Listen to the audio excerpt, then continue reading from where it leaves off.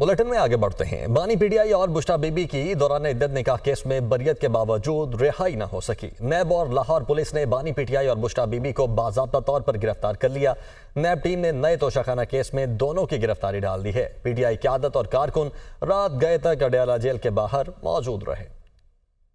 دوران عدت نکاح کیس میں بریت کے بعد بھی رہائی نہ ملی۔ بانی پی ٹی آئی اور بشرا بی بی نئے توشہ خانہ کیس میں گرفتار۔ بانی پی ٹی آئی اور ان کی اہلیہ پر تحائف کم قیمت پر حاصل کر کے مہنگے داموں بیچنے کا الزام۔ جیل ذرائع کے مطابق ڈپٹی ڈائریکٹر نیب محسن ہارون کی سربراہی میں نیب ٹیم نے دونوں کی گرفتاری ڈالی۔ نیب ذرائع کے مطابق ریفرنس میں الزام عائد کیا گیا ہے کہ بطور وزیر اعظم بانی پی ٹی آئی اور ان کی اہلیہ نے توشہ خانہ سے تحائف حاصل کیے اور توشہ خانہ میں ان تحائف کی مالیت کم ظاہر کی۔ قبل ازیں لاہور میں درج 9 مقدمات کے تفتیشی افسران بھی اڈیالہ جیل پہنچے۔ لاہور پولیس کی ٹیم انسداد دہشت گردی عدالت راولپنڈی سے اجازت لے کر اڈیالہ جیل پہنچی۔ 9 جولائی کو لاہور کی انسداد دہشت گردی عدالت نے بانی پی ٹی آئی کی 9 مئی کے 3 مقدمات میں عبوری ضمانت خارج کر دی تھی۔ ذرائع نے بتایا کہ اڈیالہ جیل کے ریکارڈ میں بانی پی ٹی آئی ان کیسوں میں گرفتار نہیں۔ ادھر اسلام آباد کی مقامی عدالت سے دوران عدت نکاح کیس میں بریت کے فیصلے کے بعد پی ٹی آئی قیادت اور کارکنان کی بڑی تعداد اڈیالہ جیل پہنچ گئی۔ پی ٹی آئی کے کارکنان کو اڈیالہ جیل کے گیٹ نمبر 1 پر روک دیا گیا۔ کارکنان کی جانب سے بانی پی ٹی آئی کے حق میں نعرے بازی کی جاتی رہی۔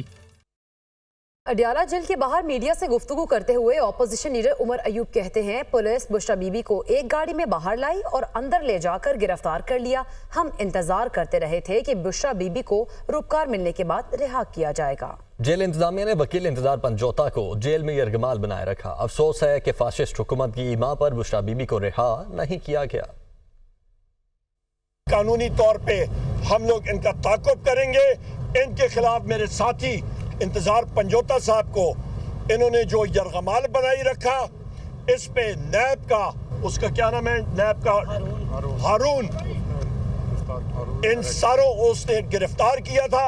ان ساروں کو ہم لوگ انشاءاللہ تعالی ان ساروں کے خلاف ہم لوگ قانونی کارروائی ضرور کریں گے۔ ہم نے کسی کو کال نہیں دی تھی کیونکہ بی بی صاحبہ، بشرا بی بی صاحبہ پردہ کرنے والی خاتون ہے، اور ہم نے صرف اعظم خان سواتی صاحب ہو گئے، بحیثیت سیکرٹری جنرل میں ہو گیا، ان کے اپنے سٹاف کے لوگ اور ساتھ ان کے وکلا، ہم لوگ یہاں پہ آئے تھے اور یہ ایک لو کی ایونٹ تھا، لہٰذا ہم نے بالکل لو کی رکھا، اور اس پہ یا کال دیتے ہیں تو ساری دنیا یہاں پہ امنڈاتی۔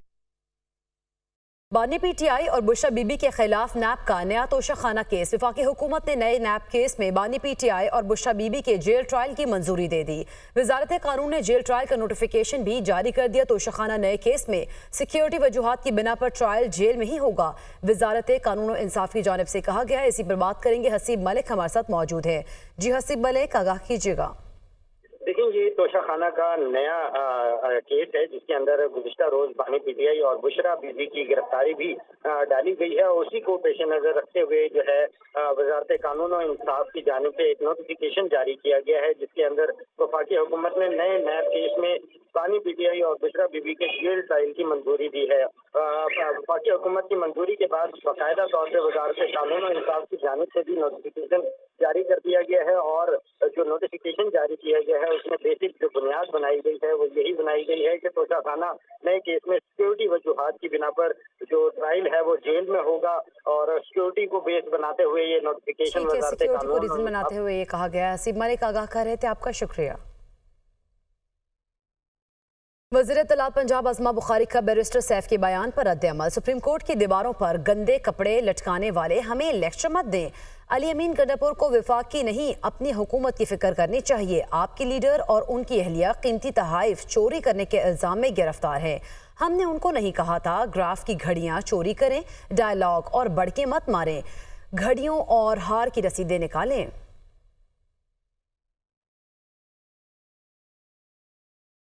عراق کے سفیر حامد عباس کی وفاقی وزراء محسن نقوی اور چودھری صالح حسین سے ملاقات ہوئی۔ عراق جانے والے زائرین کو زیادہ سے زیادہ سہولیات فراہم کرنے پر تبادلہ خیال، زائرین کو بغیر فی انٹری ویزا کی اجازت دینے اور پاکستانی زائرین کا کوٹا بڑھانے سے متعلق گفتگو ہوئی ہے۔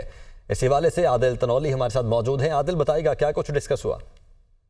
جی دیکھیں، عراقی وزیر عباس لفظ صاحب کی وزارت داخلہ آمد ہوئی ہے اور وفاقی وزیر داخلہ موسم نقوی اور اوورسیز پاکستانی اور مذہبی امور کے وزیر جو ہیں چودھری اسحاق سے ملاقات ہوئی ہے.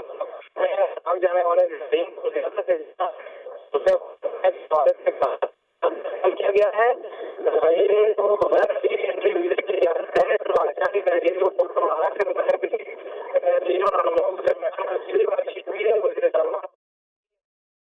ٹھیک ہے، بہت شکریہ عادل آپ کا.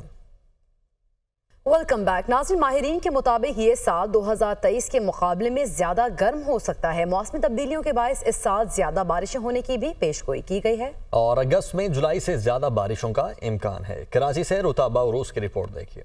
محکمہ موسمیات کے مطابق دنیا میں اب تک 2024 کے گزرے مہینوں میں درجہ حرارت معمول سے زائد رہے، جبکہ پاکستان میں جنوری، فروری، مئی اور جون نسبتاً گرم گزرے اور مارچ اپریل میں اچھی بارشوں کے باعث درجہ حرارت معمول سے کم رہے. یورپی یونین کی موسمیاتی تبدیلی کی مانیٹرنگ سروس کی ایک رپورٹ کے مطابق پچھلے مہینے گرمی نے تمام ریکارڈ توڑ دیے اور اس جون کو گرم ترین جون کے طور پر ریکارڈ کیا گیا. 2023 النینو کا سال تھا. النینو میں سمندر کے بڑھے ہوئے درجہ حرارت کے سبب اس کے اگلے سال پر زیادہ اثر پڑتا ہے اور گرمی میں اضافہ ہوتا ہے. یوں رواں سال پچھلے سال کے مقابلے میں زیادہ گرم ہو سکتا ہے. 2023 النینو ایئر گزرا ہے. پیسفک اوشن میں درجہ حرارت معمول سے زیادہ تھے. اس چیز کے پیش نظر یہ کہا جا رہا ہے کہ مے بی کہ 2024-2023 سے زیادہ گرم ثابت ہو. چیف میٹرولوجسٹ کا کہنا ہے کہ بحر الکاہل کے درجہ حرارت کا اثر ہماری بارشوں پر بھی پڑتا ہے. بحر الکاہل کے درجہ حرارت ابھی نیوٹرل ہیں. لالینا کی تشکیل کے کچھ ہفتوں بعد اس کا اثر پڑے گا. اس لحاظ سے جولائی سے زیادہ بارشیں اگست میں ہونے کا امکان ہے. بحر الکاہل کے درجہ حرارت نیوٹرل ہیں اور نیوٹرل سے نیگیٹو کی طرف جب جاتے ہیں تو اس کو لانینا کہتے ہیں. تو لانینا جب ڈیولپ ہوتا ہے تو پھر ہمارے یہاں بارشیں زیادہ ہوتی ہیں. اس کا امپیکٹ کچھ 3-4 ہفتے دیر سے ہوتا ہے. اس سینیریو میں ہم کہہ رہے ہیں کہ ایک جولائی کے مقابلے میں اگست زیادہ بیٹر دکھائی دیتا ہے. گرمی کی شدت اور بدلی ہوئی آب و ہوا نے پہلے ہی 2024 میں پوری دنیا میں تباہ کن اثرات مرتب کیے ہیں.